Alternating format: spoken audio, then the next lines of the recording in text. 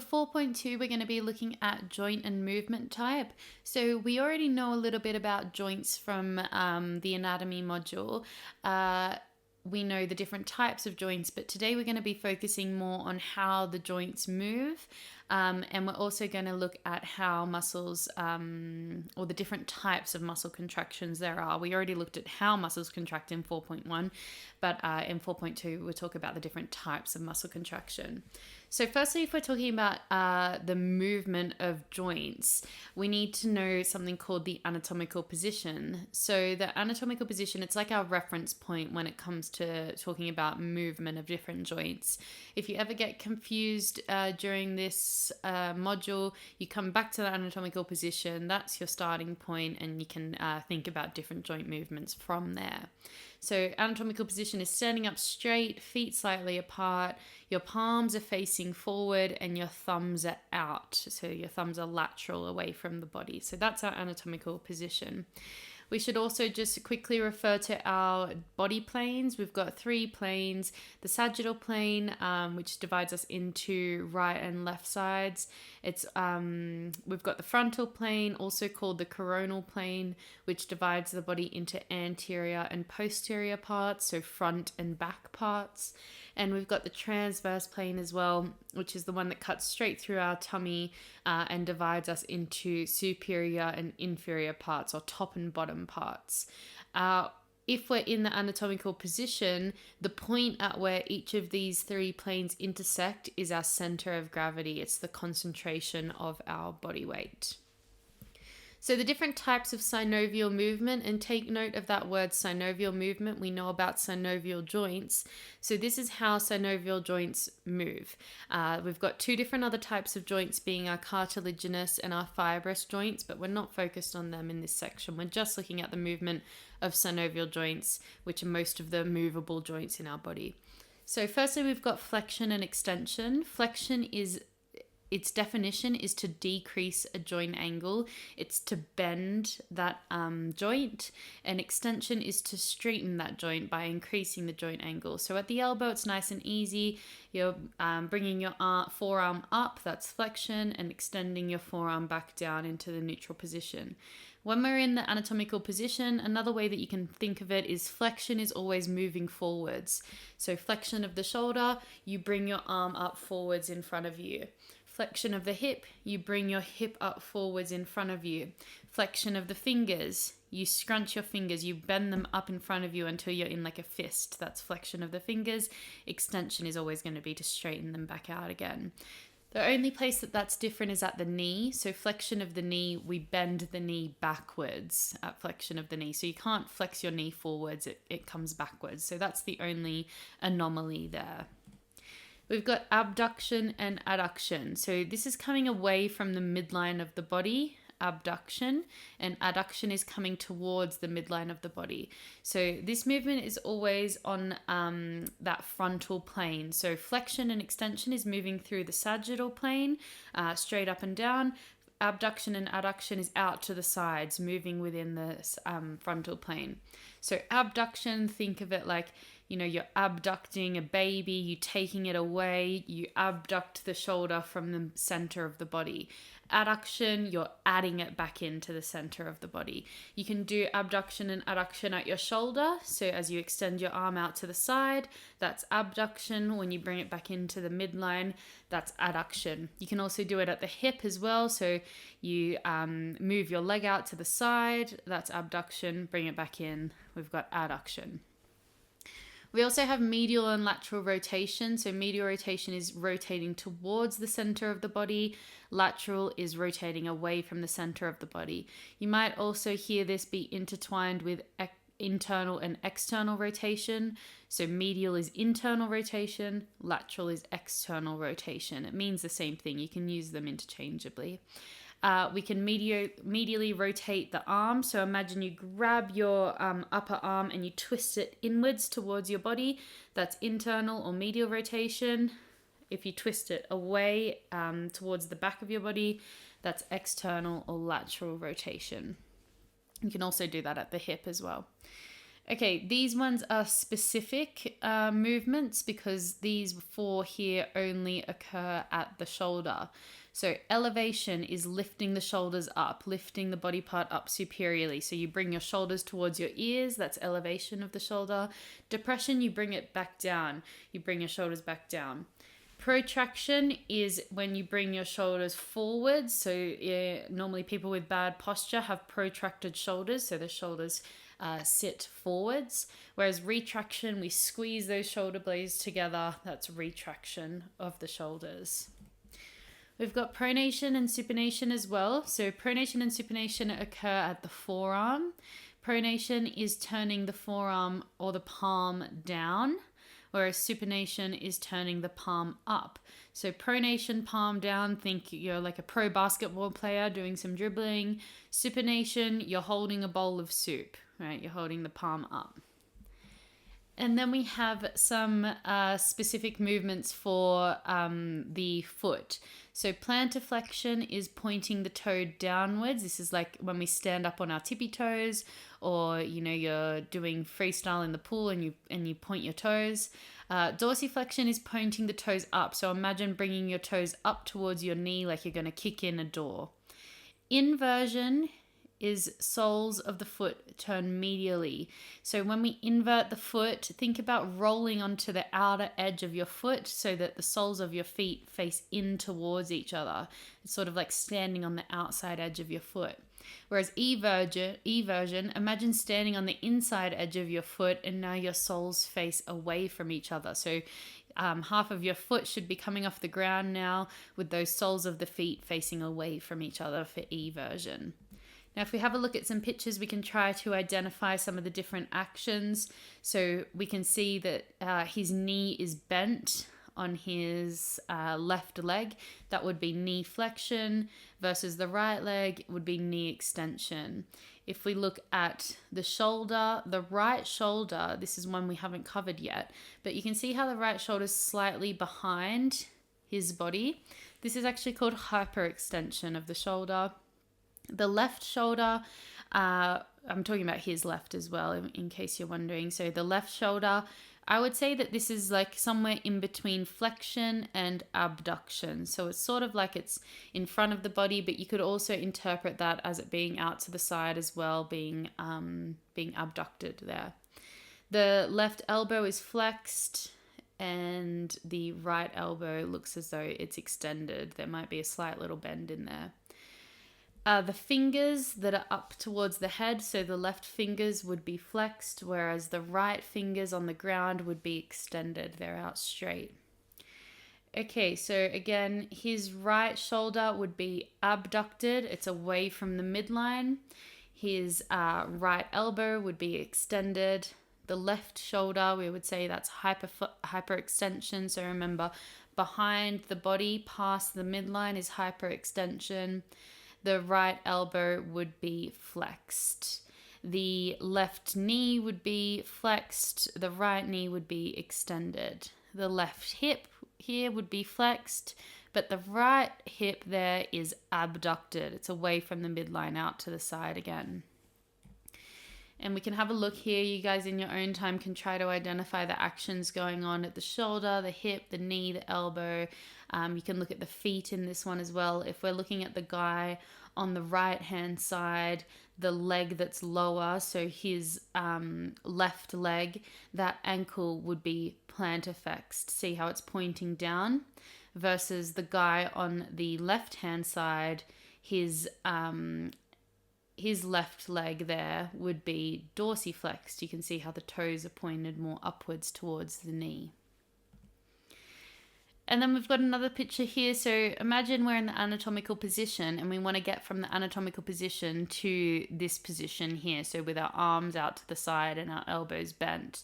So what would have to happen here is the elbows would flex and the shoulder would abduct, but it would also actually externally rotate as well. So you can try that from the anatomical position. Firstly, I want you to abduct your shoulder and flex your elbow. Something shouldn't be right. You still need to externally rotate that shoulder to get into the position that he's in at the moment. All right, So in terms of muscle contraction, we've got three different types of muscle contraction that sort of fall into two categories. So the categories are either isotonic or isometric. And isotonic means that the muscle's changing in length, whereas in isometric contraction, there's no change in length. So in isotonic, we've got two subsections. We either have a concentric contraction where the muscle actually shortens in length, and an eccentric contraction where the muscle lengthens. If we're thinking about a gym exercise, we can take, for example, the bicep curl that he's doing here. The concentric part of that action would be lifting the weight up towards the shoulder. That's our concentric contraction. The eccentric contraction is coming back down to the starting point.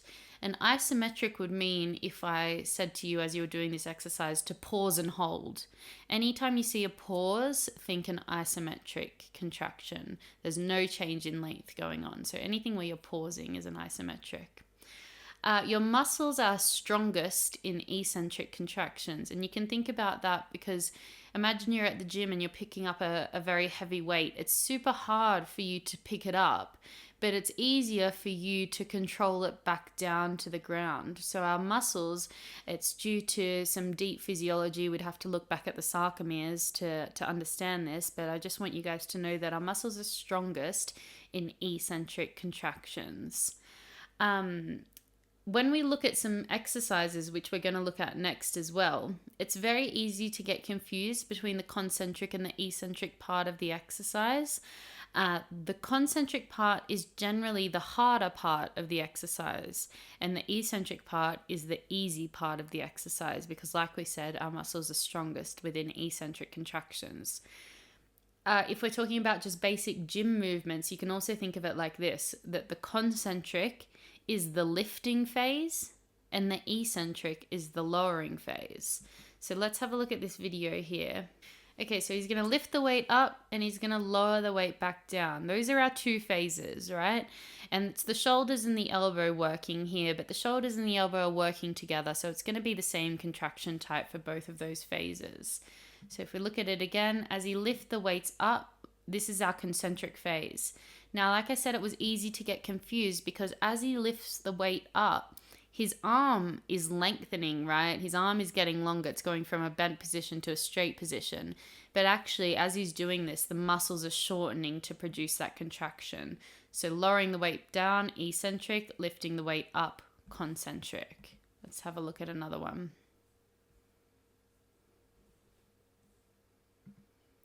Lifting the weight up, lowering the weight down. Hard part, easy part of the exercise. So concentric, eccentric. Let's have a look again at the squat. Now the squat, you begin with going down. So eccentric, concentric. Eccentric lowering, concentric lifting. It gets a little bit more confusing when we look at more complex exercises. In the gym, it's an easy place to start. If you think about this in your next gym session, what's the concentric versus the eccentric part of the exercise? You can feel it for yourself. So here's a bicep curl again, lifting up, concentric, lowering down, eccentric. And then finally, we've got a bench press. So think about it. What's the hard part of this exercise and what's the easy part? The easy part is bringing it back down to your chest, isn't it? And the hard part is lifting it up away from your chest. So eccentric, concentric, lowering it down, eccentric, lifting it back up, concentric. Now we've got a few important terms that we need to know as well in terms of the roles of different muscles during different actions. The first one is agonist.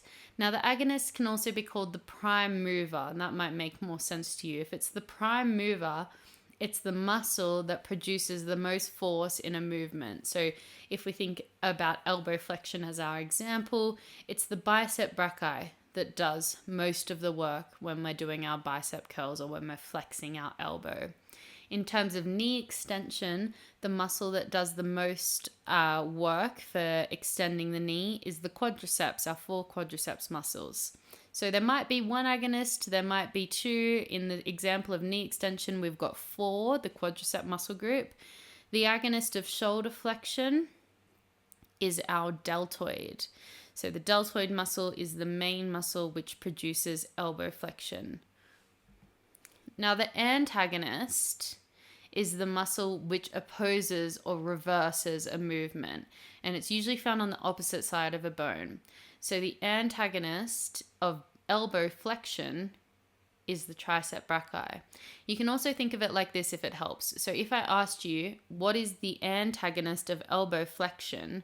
It's going to be the same answer as me asking you, what is the agonist of elbow extension? So what's the agonist of the opposing action? So the antagonist of knee extension will actually be the agonist of knee flexion, which is the hamstring muscle group, our 3 hamstrings. The antagonist of shoulder flexion will be our agonist of shoulder extension, which is the latissimus dorsi. A synergist is a muscle which works with the agonist. So it's like a helper. We know that the bicep brachii does most of the work in elbow flexion. That's our elbow flexor muscle.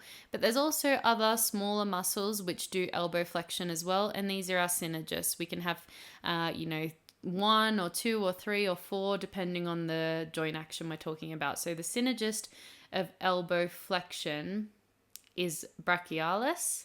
A synergist of knee flexion, we could say the sartorius also does knee flexion, even though it's not the main one doing it, it's helping a bit. A synergist of shoulder flexion is the pectoralis major, the coracobrachialis, even the bicep brachii helps a little bit in shoulder flexion. So we've got a few synergists when we think about shoulder flexion. And then the last term I want you guys to know is the fixator. So I'm never going to ask you what's the fixator of this or tell me a fixator of elbow flexion, but just in here for an example so that you know the definition. The fixator is the muscles that stabilize the origin of the agonist. So if I'm doing elbow flexion, right, I'm going to be stabilizing my shoulder. I want my shoulder to be strong and in a good position. So the muscles that surround my shoulder, my rotator cuff, are going to be working slightly just to help me keep my shoulder in a good position. So it's fixating that origin point. Another thing that I skipped over is back when we go to if we have another look at the antagonist, is I've got the 3rd dot point there, which says reciprocal inhibition. So you guys need to know this in your curriculum, but it's a very easy concept. Reciprocal inhibition basically just means that as an agonist is working, the antagonist must be relaxed. So if I'm doing elbow flexion, if I'm doing my bicep curls, as I'm doing my bicep curls and I'm working my bicep and my brachialis and all the other synergists that are doing that, my tricep brachii is going to be relaxed so that I can move through that range of motion, because if my tricep brachii decided to contract, it would cancel each other out and I probably wouldn't move anywhere. So reciprocal inhibition just means that as an agonist is contracting, the relevant antagonist must relax. All right, so that's it for the definitions that we need to know about muscles. So to end this this module, we need to look at delayed onset muscle soreness, or DOMS. So I'm sure you've all experienced this before when you go to training and then the next day you're super, super sore and that soreness seems to last, a couple of days and then it subsides. This is just temporary muscle damage and inflammation from the exercise that we're doing. Important to note that this DOMS is not the pain that you might feel during a workout session. It comes on after. So it's never an immediate acute response to a workout. It comes post exercise. And the most common trigger is eccentric exercise, because if we look at deep physiology, when we do eccentric exercise, we recruit fewer motor units, but we've got still a lot of force going through that motor unit. So we've got more force going through less muscle fibers, which results in greater damage. So generally, if we add a new type of exercise to a program, or if you've had a long time off training and you go back to the gym, you'll probably experience some delayed onset muscle soreness after that gym session, especially if it includes a lot of eccentric exercise or eccentric components to the program. So if we were to create a new program for someone who's just coming back to the gym, maybe post injury, we'd want to think about reducing the eccentric component of exercises during their early training, just to reduce the DOMS effect. We'd want to start at a low intensity and just gradually increase the intensity and the load as the person tolerates, and we want to make sure we're warming up and cooling down properly. There's a bit of evidence that there's some, things that we can do to reduce DOMS, including anti-inflammatory medications, just to reduce the inflammation within the muscle. Massage has been shown to reduce the intensity of the stiffness and pain associated with the DOMS. Also things like compression garments, rest. There's some supplements that have even been shown to reduce the duration of DOMS, those being L-glutamine and caffeine and a few others. So just some things to consider about DOMS there. All right, that's 4.2, joint and movement type.